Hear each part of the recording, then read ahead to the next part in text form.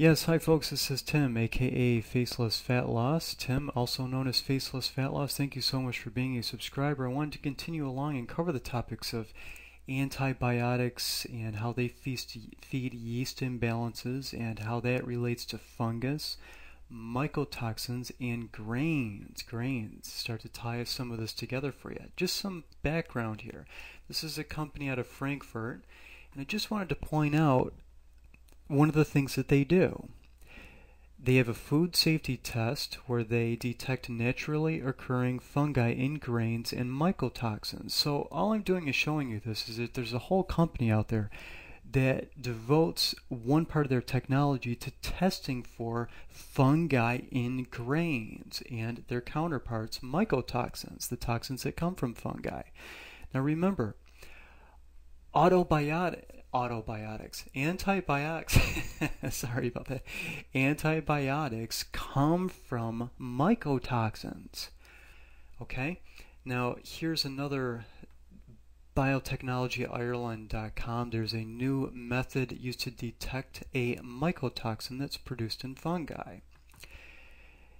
Mycotoxins are toxic metabolites produced by fungi, as I've mentioned to you before. The FAO has estimated that up to 25% of the world's foods are significantly contaminated with mycotoxins.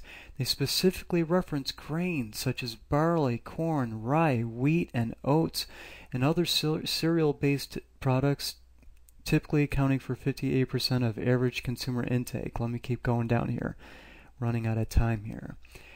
And they have a testing method that they look for this mycotoxin in such grains such as barley, maize, and wheat, and a variety of cereal products. Point being, this is pretty darn rampant, as you can see. So, if we're consuming products that contain other chemicals and components that are used to make antibiotics, and we know antibiotics create yeast imbalances and candida overgrowth, and we know candida overgrowth is common in 100% of overweight people. Are you starting to see where there's some tie-ins here and why we might want to avoid grains like crazy? This is an article from Dr. Mercola, and he's referencing the fungus link written by Doug Kaufman. I was so happy to see him reference this. Doug Kaufman has a series of books about fungus that really enlightened me a lot over the past 5 years. And I won't go into the whole article here, but I'll just reference that he references antibiotics here, and you'll learn about the ins and outs of natural and prescription antifungals. Now, that's where me and Mr. Kaufman do disagree somewhat. I am not pro any prescription antifungals. Too many of them have fluoride bases to them, and you'll hear me cover that topic much more in the future.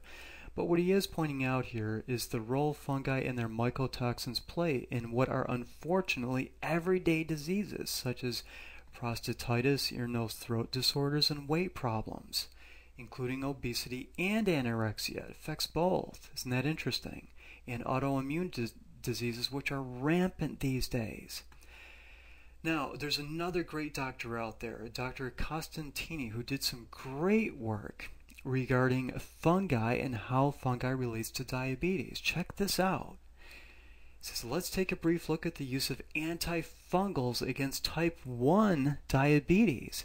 As Dr. Costantini suggested in the New York Symposium, let's cut to the chase here a little bit, study he mentioned administering a powerful antifungal with multiple serious side effects, which is why I'm so against antifungals. Within 4 months of onset of type 1 diabetes could achieve a cure. He noted that any later than that, the diabetes would develop on its own. So he had to get to it quick with these antifungal drugs, but with the antifungal, he could eliminate type 1.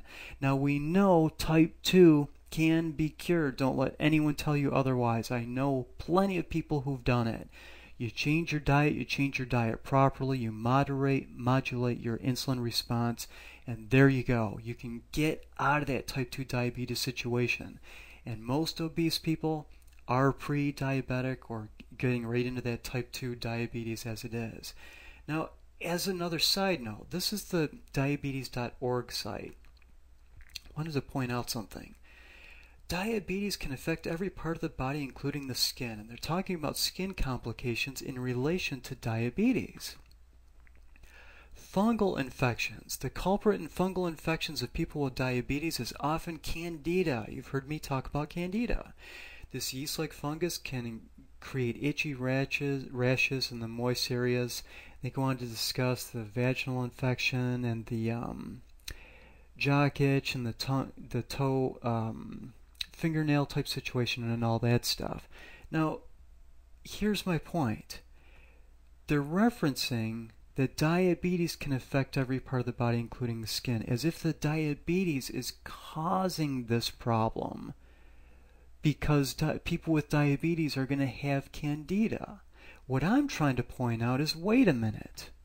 What if you go back to Dr. Costantini's work and note his usage of an antifungal specifically to actually eliminate the diabetes? Okay? Are you starting to see how my theory that a pathogen could be responsible so often for obesity, that I could be onto something there? Again, not for everyone, but it's an under-addressed issue by far. So you combine this with the rest of my approach by watching the intake of refined sugars and refined flours, which are what? Refined flours are refined grains. And you watch your intake of grains in general so that we can avoid the fungal and mycotoxin issue. And you avoid antibiotics. And in doing so, in conjunction with avoiding the grain type products, you're avoiding those mycotoxins that would substitute as an almost antibiotic, especially when you're consuming these kinds of foods all the time. And then we have a multifold approach there, whereby we're taking care of the balance of bacteria and healthy yeast in our bodies so that we don't have a candida overgrowth, and we're on top of the hormonal aspect by keeping the refined sugars and the refined flours to a minimum so we don't have the blood sugar spikes that could also contribute to weight gain and fat gain. I hope you're enjoying this. I'm really proud to bring this information to you and tie all these components together for superior health, weight loss, and fat loss. Thank you so much for being a paid subscriber. Love, happiness, health, and peace.